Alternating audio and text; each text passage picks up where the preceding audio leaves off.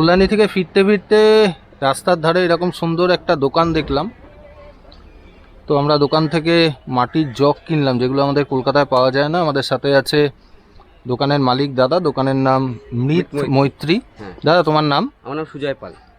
যেটু তোমার নাম? বিজয় পাল এবং সুজয় পাল, দুজনেই দোকানের মালিক। গাছও আছে, সুন্দর সুন্দর বাহারি টবও আছে এখানে। তোমরা কত বছর ধরে এখানে ব্যবসা করছো? ব্যবসা কি বলতো, আমাদের এখানে অনেক বছর ধরে চলছে। আমাদের দোকান 2 বছর নতুন। আচ্ছা, ঠিক আছে। আমাদের এখানে 2-3টে দোকান আছে, সবাই মোটামুটি 2-3 বছর ধরে ব্যবসা করছে।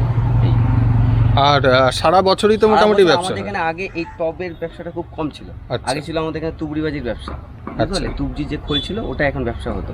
এখন আমাদের এখানে সব টবের ব্যবসা চলছে। তা পুজোর দিওয়ালির আগে তুবড়ির খোল, দিওয়ালির আগে এখন সব বন্ধ। আমাদের এখানে আর তুবড়িবাজি এখন হয় না। আচ্ছা, এখন তো তোমরা সারা বছরই এই ব্যবসাই করো? সব সারা বছরই ব্যবসাই চলে। তো দাদার দোকান থেকে আমরা 2-3টে মাটির জগ কিনলাম।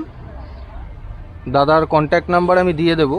তো আপনারা যখন কল্যাণী আসবেন অবশ্যই দাদার সাথে দেখা করুন, এবং খুব ভালো হাতের কাজের জিনিস এখান থেকে কম দামে আপনারা পেয়ে যাবেন।